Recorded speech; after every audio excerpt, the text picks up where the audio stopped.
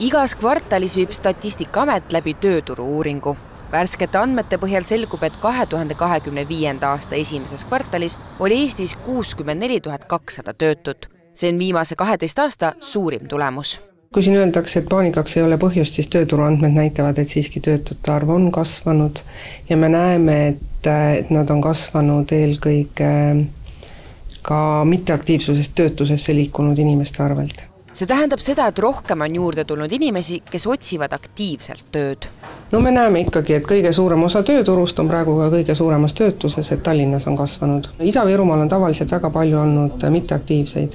Kes ei tööta ka, siis ei otsi ka eriti tööd, kuna nad ei looda seda seal piirkonnas leida. Nende arv on nüüd vähenenud. Kui Statistikaameti andmetel on töötute arv viimase 12 aasta suurim, siis Töötukassa sõnul on töötute arv hoopis languses. Ka majandusanalüütikute sõnul ei ole olukord nii traagiline. Meie saame öelda, et siis täna on registreeritud töötuid veidi üle 45 700 ja see number on võrreldes eelmise aastaga peaaegu 4000 inimest väiksem, ehk siis tegelikult käesoleva aasta seis on siiski ikkagi parem. Ja kui me vaatame ka esimese kvartali lõpuseisu, sest Statistikaameti numbrid olid esimesest kvartalist, ka siis olid meie numbrid väiksemad, töötuse arv oli 50 500. Statistikaameti tänased numbrid olid tõesti majandusanalüütikutele üllatuseks. Et kui me vaatame teisi andmeallikaid, siis need sellist kehva seisu ei näita. Töötus meil Eestis juba mitmed aastad järjest väheneb. Ja kui me lisame sinna juurde ka teised majandusnäitajad, siis ka need näitavad majanduse üldise seisu paranemist. Statistikaameti andmed põhinevad küsitlusel, mille valim on suurusjärgus 4500 inimest. Tea Vassiljeva sõnul tuleneb erinevus sellest, et paljud vastanutest tunnistavad, et nad ei olegi end Töötukassast töötuna arvele võtnud.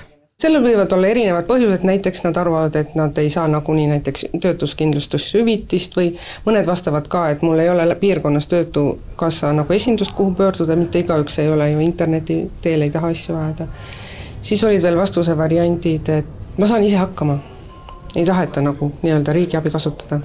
Töötukassa esindaja toob välja, et kõige keerulisem on tööd leida täna andmesisestajatel, sekretäridel ja raamatupidajatel, sest neid ei vajata enam nii palju ja tihti otsitakse spetsiifilisemate oskustega inimesi. Üle 60% hetkel töötuna arvel olevatest inimestest on ebapiisavate oskustega, see tähendab, et neil on kas madal keeleoskus, arvutitase või siis neil ei ole ka erialast haridust, et tegelikult väga suurel hulgal, ka samamoodi üle 60% nendest inimestest, kes täna arvel on, neil ei ole erialast haridust ja see on kindlasti suur riskitegur.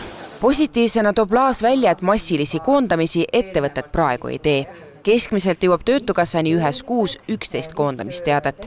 Swedbanki vanemökonomisti Liis Elmiku sõnul ei ole uut koondamislainet ka oodata, sest majandus on kasvutrendis ning see peaks vastupidiselt looma uusi töökohti. Majanduses läheb seis tasapisi paremaks ja see peaks jõudma ka inimeste rahakotti. Rohkem on seda tunda järgmisel aastal, kui maksuküür kaob ja tänu sellele peaksid siis palgad kiiremini kasvama.